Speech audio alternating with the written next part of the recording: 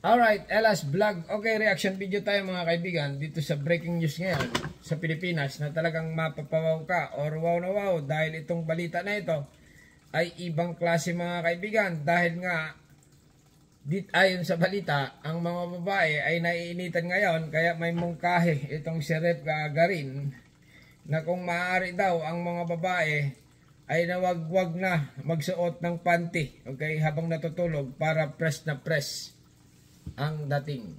Okay, ito na mga kaibigan, para malinawan natin ang nagtitrending ngayon. May mungkahi si Iloilo Representative and House Deputy Majority Leader Janet Garin sa mga babae ngayong matindi ang init ng panahon. So kaya nga minsan, lalo na nasa tag-init, wala lang mali siya, no? Pero kung nasa bahay ka lang naman or matutulog, it's quite advisable na walang underwear pero nakapajama ka naman or naka-shorts. Yung ventilation na yan ay epektibo para mapigilan or hindi na lumala yung fungal infection. Alright, yan mga kaibigan na fungal infection para hindi na lumala ay wag na magpante. Maliwanag dito. Ha?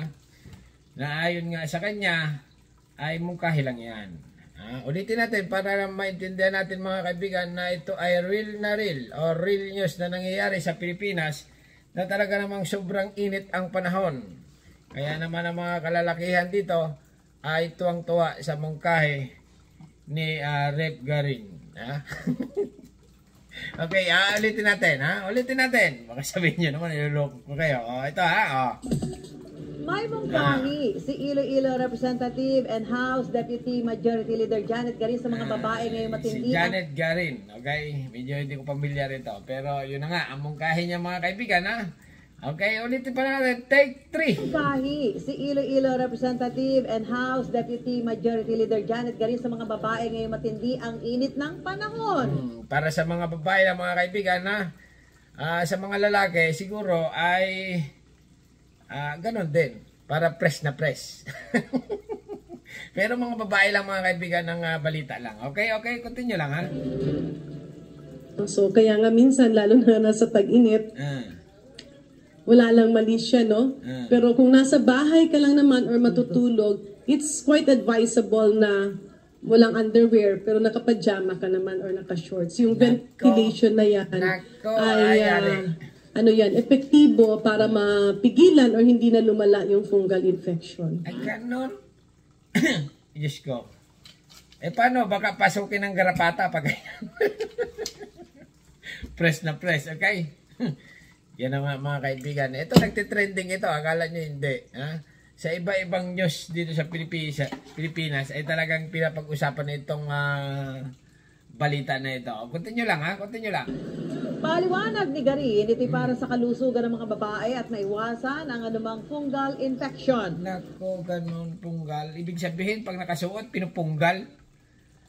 Pag nakasuot ng pag bago matulog, pinupunggal ganun. Ngayon ko lang nalaman yan.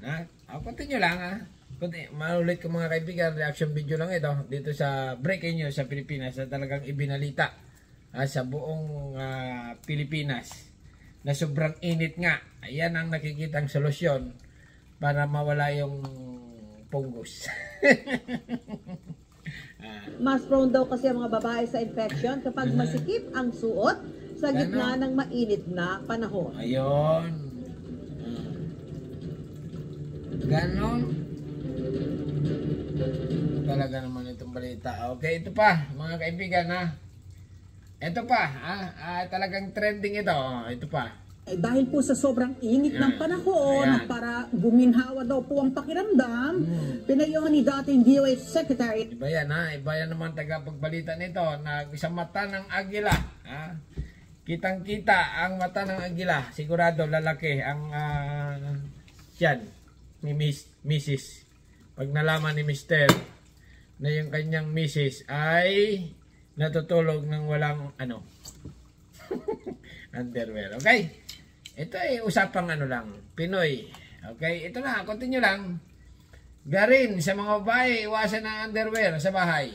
Mata ng agila. Pasok! House Deputy Majority Leader Janet Garin, tayo po mga kababaihan na huwag magsuot ng underwear. Alright, ganun. Magsuot. Paano kung halimbawa ay nasa labas ka naman ng bahay? Ganun din ba ang gagawin? Or sa loob lang? Pwede rin ngayon, siguro sa inyo. Para sa detalye ng ulat nga yan, may live report si Vic Sumenta. Marivic.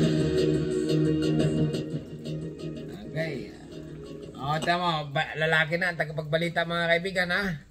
Kanina babae, ngayon lalaki na. Hindi umano dapat baliwalain ng sino man ang masamang epekto sa kalusugan ng nararanasang matinding init ng panahon. Kaya payo ng isang eksperto sa kalusugan na ngayon ay mambabatas na panatilihin ang malinis sa katawan o kaya yung personal hygiene.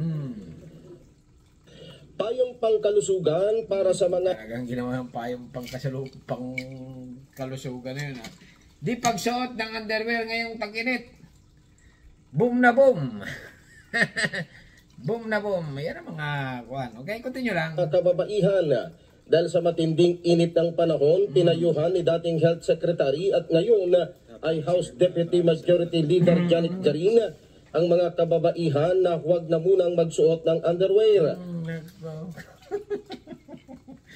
Okay, kung kayo ay mga Pinay, mga kaibigan na nasa Pilipinas ngayon, bago matulog ay sundin naman paminsan-minsan, sumunod sa payo ng nasa gobyerno, okay? Okay, continue lang. Kung ayaw sumunod, eh bala na kayo. Ayaw ng ano ito, para fresh na fresh daw. Continue lang. Ang mga babae, Ginawa ni Garin ang payo dahil prone anya sa fungal infection ang maselang bahagi ng mga kababaihan kung nakukulob dahil sa mainit na panahon. Si Garin ay isa ring OB-GYN bago naupo sa mga posisyon sa gobyerno. syempre dahil pag tag-init, ang mga babae ay prone din sa fungal infection. So, hindi yan sexually transmitted disease. Yan ay dala na yung normal flora sa intimate areas, no, sa pubic area, sa perineal area ng babae. Kapag medyo basa, napapawisan at mainit yung panahon, eh yan ay perfect petri dish para dumami yung ating Ganon. Perfect daw mga kaibigan na para dumami ang lahi ng Pilipino. Yan ang nakikita ko, okay? Pero bahala kayo kasi lalaki. Pag lalaki kasi, pag walang underwear ang lalaki, mahirap yun, pakalog-kalog, di ba? Ay kung babae, okay lang. Kaya babae lang ang talagang para sa kanila ito. Okay? Ito mga kaibigan, itong balita na ito ay talagang pinapag-usapan ngayon sa Pilipinas. Ha? Na halos lahat ng news ay nagbabalita ng ganito. Okay? Kaya walang personalan, trabaho lang, o vlog-vlog lang tayo. Balita lang, okay? Para naman ito sa kalusugan ng mga kababaihan. Okay, continue lang, pasok. disease. Yan ay dala na yung normal flora sa intimate areas, no, sa pubic area, sa perineal area ng babae. Kapag medyo basa, napapawisan at mainit yung panahon, eh yan ay perfect petri dish para dumami yung ating Perfect ang dating. fungi, yung Candida albicans na nasa balat, ay dadami siya, kaya siya nagiging makate. So, the more you scratch, Hindi kaya lalong dumami ang anak mo niya? the more it will itch. Huwag siyang kamutin at hindi Huwag kamutin. Mahirap yung ganyan. Lalo pag siyempre yung iba, okay mga kaibigan, yung mga ibang babae, halimbawa hindi sanay, okay? Ay paano kung makate? Ay kakamutin at kakamutin. Pag makati, pangamot ako pag makati ang likod ko, alam mo ganyan, kakamutin mo yan. Okay? Di ba? Pag makate, kinamot mo, mawawala ng kate. Pero pag tuloy pa rin ng kate, ay iba na yan. Talagang sobrang init na panahon. Continue lang, ha? yan nakakahawa, no? Kasi yung iba akala nila sexually transmitted. No, it's not. Ang importante doon, may gamot naman yan, but you have to keep that area dry. Payo ni Garin kung nasa bahay lamang ay magsuot ng komportable at tiyakin ang maayos na ventilation. Wala lang mali siya, no? Pero kung nasa bahay ka lang naman or matutulog, it's quite advisable na walang underwear pero nakapajama ka naman or Ganon. shorts. Yung ventilation na yan ay epektibo para mapigilan or hindi na lumala yung fungal infection. Alright mga kaibigan, ano masasabi nyo dito sa balita sa Pilipinas na talaga naman nagte-trending Samantala, ngayon? sinabi pa na Na talaga naman nagte-trending ngayon at sigurado kung mapapawaw ka or wow na wow or maiinis ka kaibigan or tatawanan mo na lang itong balita na ito na yun na nga ang payo sa kababaihan para hindi mainitan na talagang fresh na fresh ang dating ay wag magsuot ng underwear bago matulog, okay?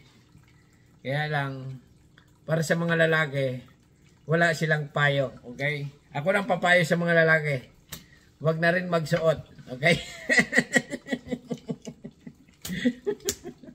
Huwag na magsuot ng brief, okay? Magbahag na lang, okay? Hanggang dito na lang mga kaibigan. Ano masasabi nyo? Subscribe my channel. Don't forget, comment, bye. Thank you.